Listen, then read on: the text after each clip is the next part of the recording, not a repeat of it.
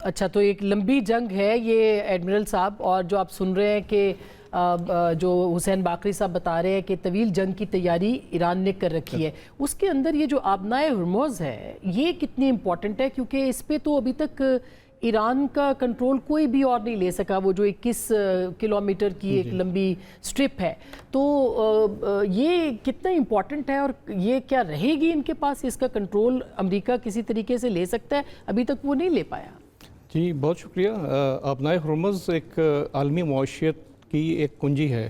آبنائے ہرمز، باب المندب یا پاناما اسٹریٹ ہو گئی، یا جیسے ملاکا اسٹریٹس ہیں، یہ چوک پوائنٹس ہیں کہ جو عالمی تجارت کو کنٹرول کرتے ہیں، اور ایران کی جغرافیائی پوزیشن اس طرح کی ہے کہ وہ اس کو ڈومینیٹ کرتا ہے۔ یہ ویسے تو ایک بین الاقوامی گزرگاہ ہے، کسی ملک کے تسلط میں نہیں ہے، لیکن ایران اپنی پوزیشن کی وجہ سے اس کو ڈومینیٹ کرتا ہے۔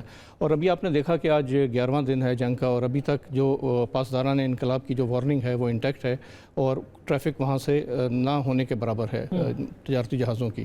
اور جس طرح حسین باقری صاحب فرما رہے ہیں کہ اگر ایرانی لیڈرشپ یہ اپنا پکا ایک ارادہ کر لیتی ہے کہ یہ اس جنگ کو وہ طویل عرصے تک جاری رکھیں گے، تو بہت زیادہ پریشر آئے گا، کیونکہ یہاں سے دنیا کی 20% پیٹرولیم مصنوعات، کروڈ آئل، اور تقریباً 25 سے 30% LNG اس دنیا کی جو ہے وہ یہاں سے فلو کرتی ہے، جو زیادہ تر ایشیا کی طرف جاتی ہے، اور ایشیا میں سب سے بڑا اس خریدار چین ہے۔ چین کے بعد جاپان اور ساؤتھ کوریا اور انڈیا اور ایون پاکستان کی ساری ضروریات یہاں سے پوری ہوتی ہیں۔ تو میں سمجھتا ہوں کہ پریشر تو رہے گا ایران پر بھی کہ اس کو کسی طریقے سے مینیج کیا جائے اور کھولا جائے، اور ایک ماڈیکم آف سیمبلنس آئے گا اس میں کہ کس طرح سے اس میں تجارت چلے۔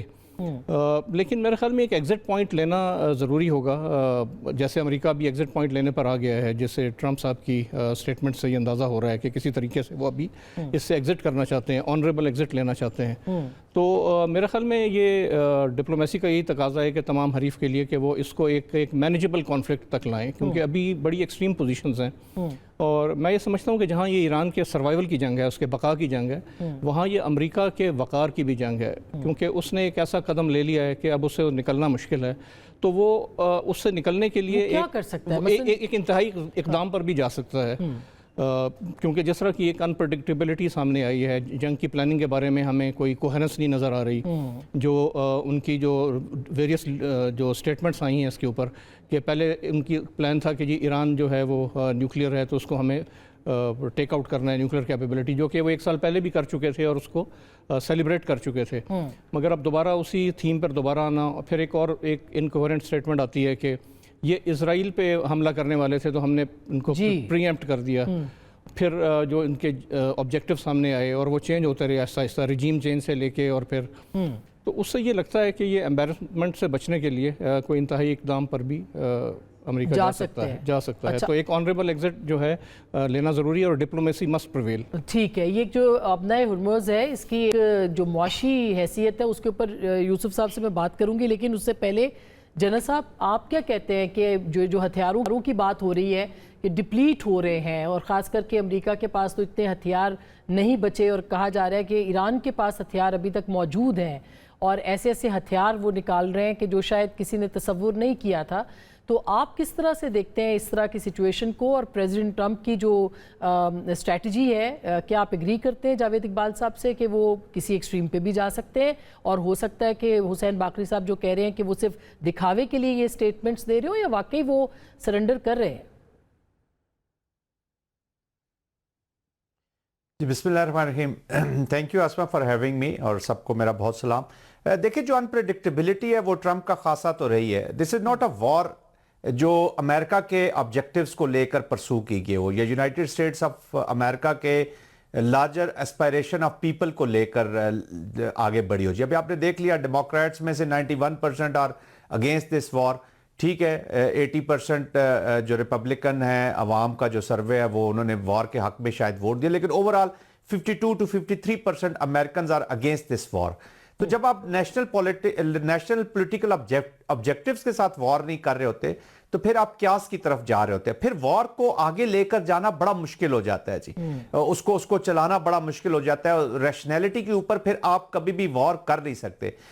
جو جاوید صاحب بھی کہہ رہے ہیں, دیکھیں بگ پاور ہے, کچھ ریالٹیز ہیں, ہمیں ریئل پالیٹکس میں اور ریئل انوائرمنٹ میں رہنا چاہیے. کچھ ریالٹیز ہیں like America is a big power, اور ٹرمپ جو ہے وہ اپنا انسٹرومنٹ جو ہے ملٹری کا ایز این انسٹرومنٹ یوز کر رہے ہیں. کوریجن بھی کرتے ہیں, انٹیمیڈیشن بھی کرتے ہیں, اور اب اس کی اپلیکیشن بھی کر دی ہے. اچھا, خود پھر اشارہ بھی کر رہے ہیں کہ جی انہیں مس گائیڈ کیا گیا ہے. دیکھیں کوئی ہوتیز یا ٹوٹسیز کا کوئی گروپ لیڈر مس گائیڈ ہو جائے نا تو اس کا شاید اتنا امپیکٹ نہیں آتا, لیکن جب یونی پولر ورلڈ میں ایک سب سے بڑی پاور کا پریزیڈنٹ کو اگر کوئی سپوائلر بیچ میں آ کے یا مس گائیڈ کرتا ہے تو اٹ ہیز اے کاسٹ.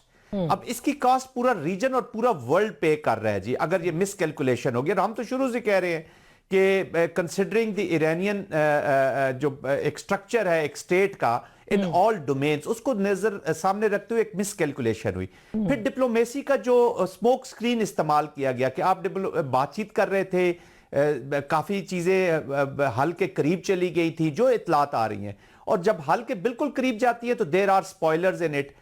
اچھا, یہ سپوائلرز پہ بڑی نظر رکھنا ضروری ہے. دیز آر دوز سپوائلرز جو پروفٹ کر رہے ہیں, چاہے ریجن کے اندر ہوں, چاہے ٹرمپ کی سائٹ پہ ہوں, یا ایون آپ نے دیکھا کہ پینیٹریشنز ہوئی ہیں ایرانین سسٹم کے اوپر, جس کی ہم تعریف تو بہت کر رہے ہیں, لیکن انٹیلیجنس فیلیئرز کی پینیٹریشنز ہیں, وہاں پہ کولیبریشن کی پینیٹریشنز ہیں. اس سے پہلے ایک انوائرمنٹ بھی ایران کے اندر تھی which was socio economic reasons کی وجہ سے ہوئی تھی, تو پینیٹریشنز تو ہیں.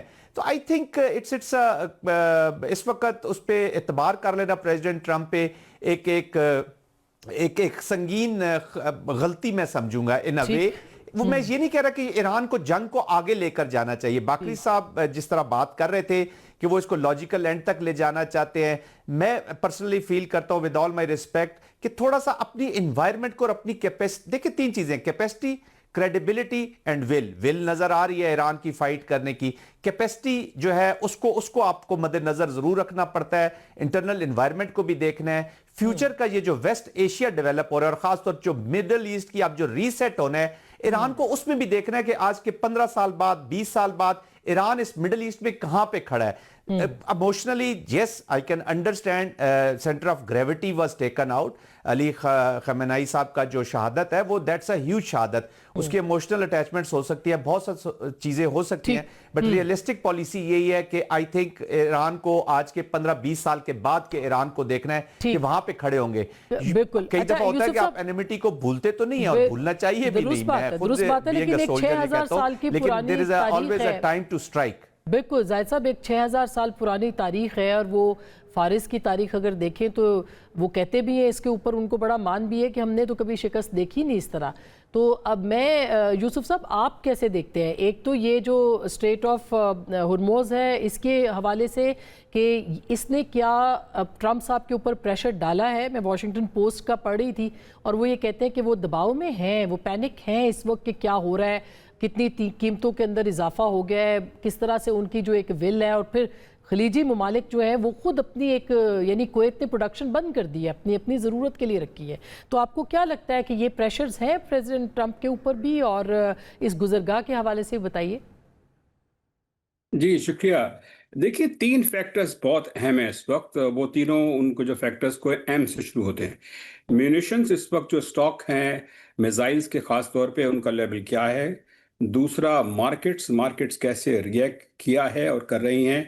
اور تیسرا ہے جس کے بارے میں کم بات کی جا رہی ہے, وہ مڈ ٹرم الیکشنز ہیں جو امریکہ میں نومبر میں ہوں گے. اور ٹرمپ صاحب مارکیٹس کے بارے میں اور مڈ ٹرم الیکشنز کے بارے میں خاص طور پہ بہت زیادہ سینسٹیو ہیں. اسی لیے یہ جو ان کا بیان آیا کہ جنگ تقریباً ختم ہو گئی ہے, یہ میرے خیال سے ایک مارکیٹس کو کام کرنے کی کوشش تھی. لیکن اس کے ساتھ ساتھ یہ حقیقت ہے کہ جو پہلی مرتبہ میرے خیال سے 1973 کے بعد یہ کسی مڈل ایسٹ کی کسی طاقت نے آئل کو بحیثیت ویپن جو ہے استعمال کیا ہے, اور اکنامکس کو. اور اس سلسلے میں ایران کی اسٹریٹجی جو ہے بڑی واضح ہے, اور اسی لیے جب ان پہ اٹیک ہوا تو انہوں نے یہ بڑے واضح کیا کہ جن بیسس سے ہم پہ اٹیک ہوگا ہم اس کو ریٹیلیٹ کریں گے. تو ان پہ تو یہ بات تو ہے کہ اس میں ایک بہت بڑی مس کیلکولیشن یہ ہوئی ہے کہ ٹرمپ صاحب کا ایک خیال تھا اور اسرائیل کا بھی کہ 48 گھنٹوں میں یا 2-3 دن میں معاملہ ختم ہو جائے گا، لیکن ایسا نہیں ہوا ہے۔ اب جو اسلحے کی صورتحال ہے وہ خود جو امریکن جو ذرائع ہیں یہ رپورٹ کیا گیا ہے، جن کے جوائنٹ چیف ہیں جنرل کین، جس طرح کے ڈیموکریٹک سینیٹر ہیں سینیٹر مارک وارنر، انہوں نے یہ کہا ہے کہ امریکہ کے جو میزائل سے ذخیرہ ہے وہ کم ہوا ہے۔ ایک ذریعے کے مطابق تقریباً صرف 1600 پیٹریوٹ میزائل جو ہیں باقی بچے ہیں۔ تو ایران کے پاس بھی کم ہوا ہے، لیکن ایران کے پاس بھی جو اطلاعات کم از کم میں نے دیکھی ہیں وہ پھر بھی اس کی تعداد ہزاروں میں ہے، ایگزیکٹ کا پتہ ہونا تو مشکل ہے۔ اور اسی وجہ سے ایران کے وزیر جو وزارت خارجہ ہے اس کے ترجمان نے جو مسالیت کی ایفرٹس ہے ان کو بالکل آؤٹ رائٹ ریجیکٹ کر دیا ہے۔ انہوں نے کہا ہے کہ اس وقت تو بڑی پریمیچور بات ہے، اور اگر ہوگا بھی تو ہمیں گارنٹیز چاہیے ہوں گی کہ یہ حملے دوبارہ نہیں ہوں گے۔ تو ایران کی جو ایک تو یہ جو تھی تھیوری کہ رجیم کولیپس ہو جائے گی، ایسا بالکل نہیں ہوا ہے، بلکہ ایران کی قیادت نے آیت اللہ مجتبی خامنہئی کو as a supreme leader nominate کر کے یہ واضح کر دیا ہے کہ ایران کی پالیسی میں، اسٹیٹ پالیسی میں تبدیلی کا کوئی امکان نہیں ہے۔ تو اس وقت تو صورتحال یہ ہے کہ یہ جو کانفلکٹ ہے چاہے ہائی انٹینسٹی میں نہیں، چونکہ دونوں پارٹیز کے جو سٹاک پائلز ہیں خاص طور پہ میزائلز کے یا ڈرونز کے وہ کم ہوئے ہیں، اسرائیل کے بھی، تو وہ بڑے ہائی انٹینسٹی میں تو نہیں، لو انٹینسٹی میں چل سکتی ہے۔ اور ایران نے یہ دیکھ لیا ہے کہ اگر زیادہ شدت آتی ہے تو جس طرح کی تیل کی قیمت میں اضافہ ہوا تھا $119 پہ پہنچ چکی تھی، اور چونکہ جو پوری جو GCC کنٹریز ہیں، یہ پورا خطہ ہے، یہ کروڈ آئل جو ایکسپورٹس ہیں دنیا کی، ان کا تقریباً 35 سے 40% تک جو ہے وہ کنٹریبیوٹ کرتا ہے۔ صرف اسٹریٹ آف ہرمز کی بات نہیں ہے جو تقریباً 20% کرتا ہے۔ تو اگر اس جنگ کے جو سارا سلسلہ ہے جس میں تقریباً درجن ممالک انوالو ہو چکے ہیں، اگر یہ بڑھتی ہے آگے یا یہ اس کے شعلے بڑھتے رہتے ہیں تو آئل کی جو پروڈکشن ہے اس میں آلریڈی جو ہے وہ کٹ بیکس دیکھے جا رہے ہیں، جو تقریباً جو میں نے لیٹسٹ ایسٹیمیٹس دیکھے ہیں، جو گلوبل آئل پروڈکشن ہے اس کا اباؤٹ 7% ہے۔ تو یہ بہت سگنیفیکنٹ بات ہے۔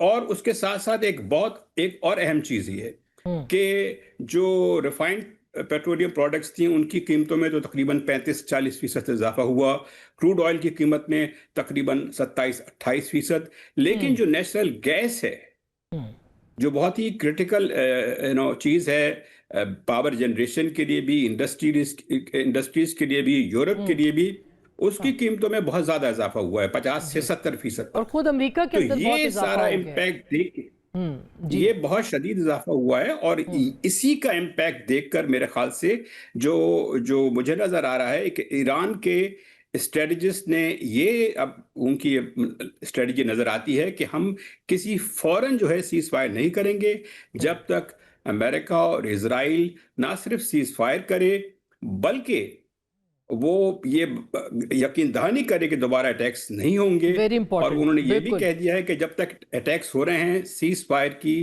جو بات چیت ہے اس کا کوئی مقصد نہیں ہوگا۔ کوئی مقصد نہیں ہے، صدر بالکل۔ ٹرمپ صاحب کا پوٹن کو جو ریچ آؤٹ کرنا ہے یہ ان کے انیشیٹو پہ کال ہوئی تھی۔ یہ ظاہر کرتا ہے کہ ان کے جو پوزیشن ہے اس میں کمزوری واقع ہوئی ہے، اور میرے خیال سے اس موقع کو ایرانی قیادت سمجھ رہی ہے۔ ان کے پاس ایک بہت بڑی قوت ہے، وہ یہ ہے کہ وہ بہت پہلے جنگوں میں اور پورے جو پچھلے دہائیوں سے انہوں نے بہت سفر کیا ہے، تو ان کی جو ریزیلینس کی پاور ہے وہ بہت زیادہ ہے، بہت زیادہ، باوجود اس کے کہ ان کی آئل ایکسپورٹس نے بہت سفر کیا ہے۔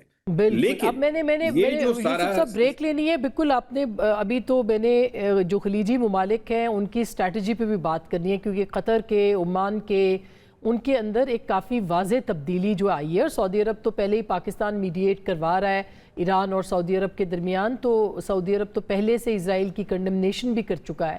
تو کیا صورتحال بنے گی اس کے اوپر بھی میں بات کرتی ہوں، اور اسرائیل کی تباہی پہلی بار ہم دیکھ رہے ہیں کہ وہ فوٹیجز سینسر، کمپلیٹ سینسر ہے وہاں پہ، اور بالکل کوئی میڈیا وہاں رپورٹ نہیں کر سکتا۔